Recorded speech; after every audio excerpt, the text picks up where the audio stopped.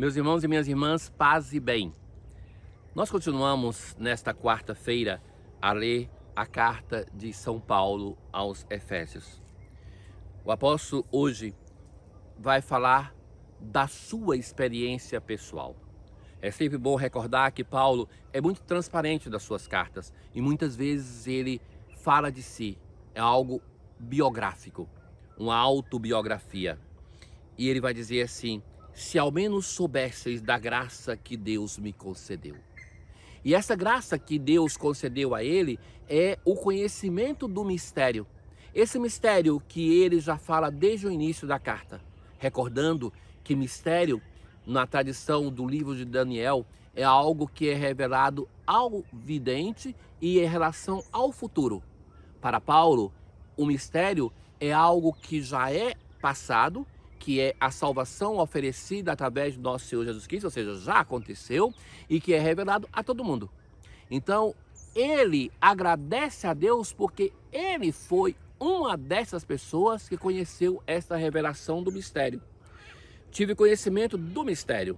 Este mistério Deus não fez conhecer aos homens de gerações passadas, mas acaba de o revelar agora pelo Espírito. É através da pessoa de nosso Senhor Jesus Cristo, a plenitude da revelação, que ele tantas vezes mencionou no hino inicial da carta aos Efésios. Jesus Cristo, que é a plenitude da revelação.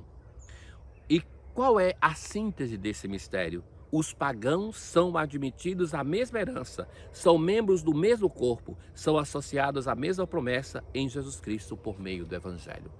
Que a salvação não é somente para o povo de Israel, mas todos são associados da mesma salvação, todos indistintamente. Para Paulo, isso é um tema importante, porque como ele vai se apresentar hoje na leitura, ele é apóstolo entre os pagãos. E que ele o tema das suas cartas muitas vezes é essa, que não existe distinção nenhuma entre os judeus e os pagãos. Todos são admitidos à mesma salvação e as práticas e as tradições judaicas não podem ser um peso para os outros povos que se tornaram não judeus, povo da antiga aliança, mas se tornaram o povo conquistado por nosso Senhor Jesus Cristo. Isso é muito importante, meus caros, no tema da enculturação do Evangelho, porque o Evangelho não é anunciado para destruir as culturas, mas para valorizar a cultura de um povo e evangelizar, unindo essa cultura com o Evangelho de nosso Senhor Jesus Cristo. É esse o esforço de Paulo, que nós vimos, por exemplo, na carta que nós já terminamos de ler, aos Gálatas, quando ele vai discutir com Pedro, sobretudo, a respeito dos costumes do povo de Israel que não deveriam ser aplicados para os outros povos, os povos agentes, os povos pagãos. Disto fui feito ministro, eu que sou o último de todos os santos. Essas expressões do apóstolo sobre si mesmo, aonde ele reconhece o seu pecado, a sua falha, o último de todos os santos, mas que ele fala assim: fui constituído ministro, ou seja, fui constituído servo do mistério, que é o fato de que os pagãos são associados à mesma salvação e que é este mistério grandioso que é revelado em nosso Senhor Jesus Cristo, ele que é salvador de todos os povos, de acordo com o desígnio eterno que ele executou em Jesus Cristo, nosso Senhor. Em Cristo nós temos, pela fé nele, a liberdade de nos aproximar de Deus com toda a confiança. Através do Cristo, do Salvador, nós podemos nos aproximar do Pai. Hoje, nós rezamos com o profeta Isaías, o capítulo 12. Eis o Deus meu Salvador, eu confio e nada temo. O Deus que permite que nos aproximemos dele. O Deus cheio de ternura, eu confio e nada temo. Entre os povos proclamai que seu nome é o mais sublime. O profeta nos chama a anunciar para todos os povos. Não é mais o povo de Israel que tem a missão de fazer esse anúncio, mas todos nós, cristãos, somos chamados e na nossa história de povos que não somos provenientes do povo de Israel, já está o testemunho de que Deus é o Deus de todos os povos. Publicai em toda a terra suas grandes maravilhas. Exultai cantando alegres, habitantes de Sião. Nós somos os habitantes da nova Sião, da nova Jerusalém, porque é grande em vosso meio, em nosso meio, o Deus Santo de Israel.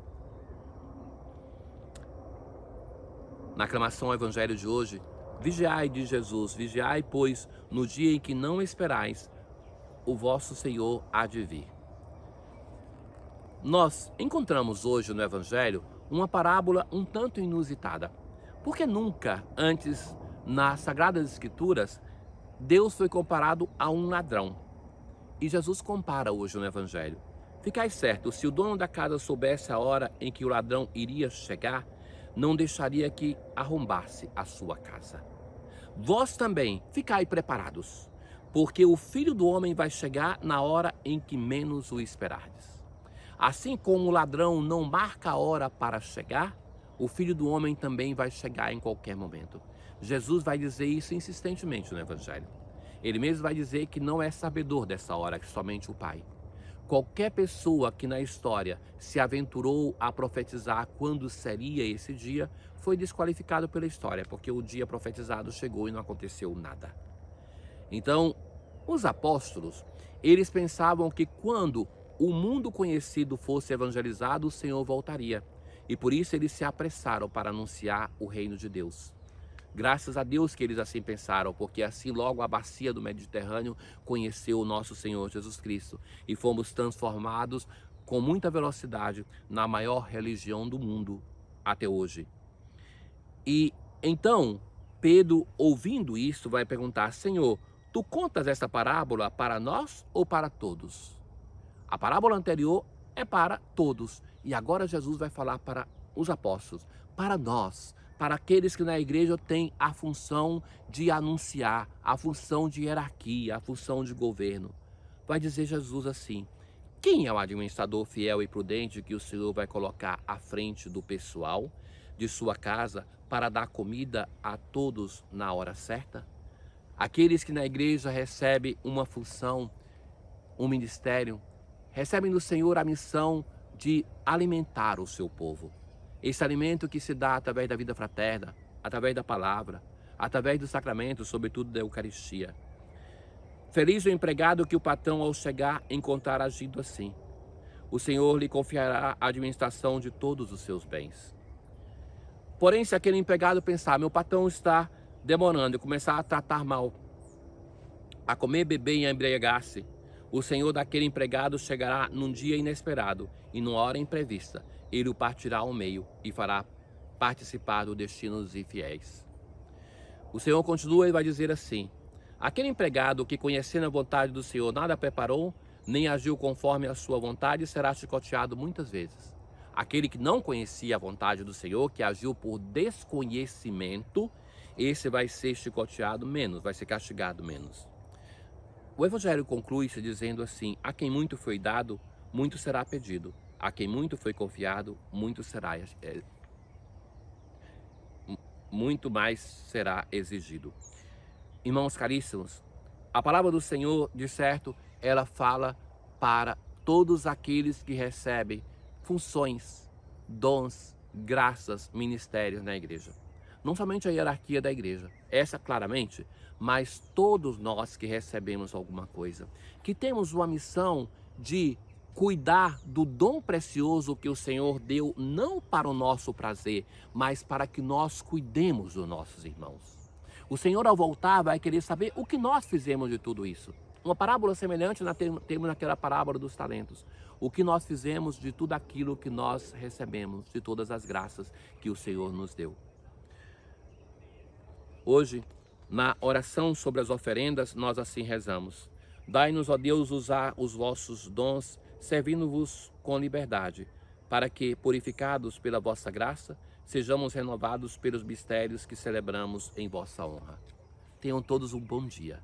O Senhor esteja convosco, Ele está no meio de nós. Abençoe-vos o Deus Todo-Poderoso, o Pai, o Filho e o Espírito Santo. Paz.